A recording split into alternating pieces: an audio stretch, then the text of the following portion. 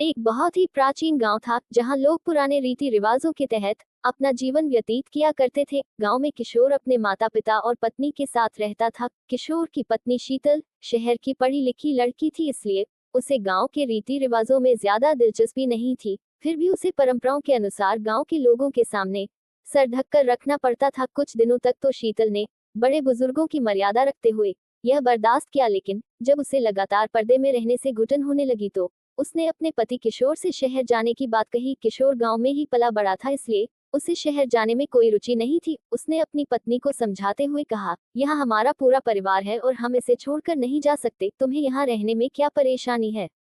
शीतल ने किशोर से खुलकर अपने दिल की बात कह दी। बस फिर क्या था, वह अपनी पत्नी से नाराज हो गया और जोर जोर से चिल्लाने लगा।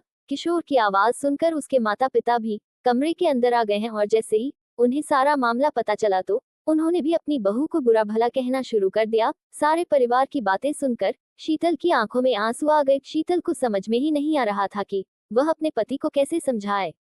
इस घटना के कुछ महीने गुजरने के बाद एक दिन शीतल सुबह होते ही बिना किसी से कुछ कहे घर से निकल जाती है। काफी दूर पैदल चलने से उसे थकान महसूस होने लगती है, इसलिए वह एक सुनसान जगह पर जाकर बैठ जाती है।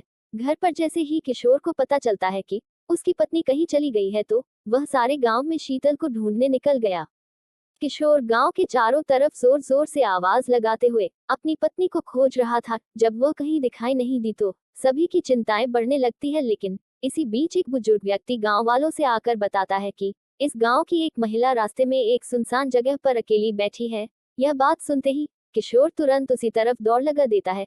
किशोर को भागता देख गांव के लोग भी उसके पीछे भागने लगते हैं। जैसे ही किशोर शीतल के नजदीक पहुंचा, उसे देखते ही उसके होश उड़ गए, क्योंकि शीतल अपने बिखरे बालों के साथ मिट्टी से खेल रही थी। शीतल को ऐसी स्थिति में देख गांव वालों को लगा जरूर यह कोई भूत बला है जो शीतल के पीछे पड़ गई है। सभी ने शीतल को काबू में करने की बहुत कोशिश की, लेकिन शीतल सभी को धक्का मारते हुए जोर जोर से रोने लगी। उसके रोने की आवाज किसी पुरुष की तरह लग रही थी। जैसे तैसे करके शीतल को घर लाया गया। गांव के सभी लोगों को शीतल की हरकतें भूतिया गतिविधि की ओर इशारा कर रही थी, इसलिए सभी ने तांत्रिक बुलाने को कहा। किशोर ने अपने कुछ रिश्तेदारों की सलाह से एक जाने माने तांत्रिक को बुलाया। तांत्रिक ने आते ही चारों तरफ एक घेरा बनाया और खतरे से बचने के लिए सभी को उस घेरे के अंदर रहने को कहा और शीतल के कमरे में अकेले ही चला गया। अंदर पहुंचते ही उसने शीतल को चेतावनी देते हुए कहा, साफ साफ बता दो, यह नाटक क्यों कर रही हो, नहीं तो तुम्हें बहुत तकलीफ होगी। शीतल तांत्रिक को देखते ही आक्रामक होने लगी।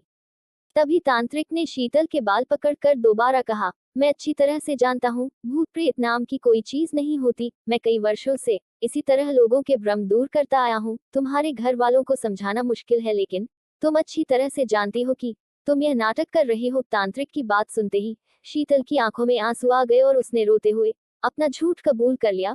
शीतल ने तांत्रिक को बताया कि वह शहर की पढ़ी लिखी लड़की है, उसे ज्यादा बंधनों में रहना पसंद नहीं। उसने कई बार अपने पति से यहाँ से दूर चलने को कहा, लेकिन जब वह नहीं माने तो मजबूरी में आकर उसने चुड़ैल चढ़ाने का नाटक किया ताकि वह अपने मन मुताबिक जी सके। दरअसल तांत्रिक एक वैज्ञानिक था जो कई सालों से भूतों के नाम पर फैली हुई अफवाहों की सच्चाई दिखाने के लिए रिसर्च कर रहा था और उसी वजह से उसने तांत्रिक वेशभूषा अपनाई थी। उसने शीतल को सबके सामने चुड़ैल की हकीकत बताते हुए माफी मांगने को कहा। जैसे ही गांव वालों को पता चला कि शीतल अपने परिवार के सामने सिर ढकने से बचने के लिए चुड़ैल का ड्रामा कर रही थी तो उन्हें आज से पहले गांव में हुई सभी भूतिया घटनाओं पर संदेह होने लगा।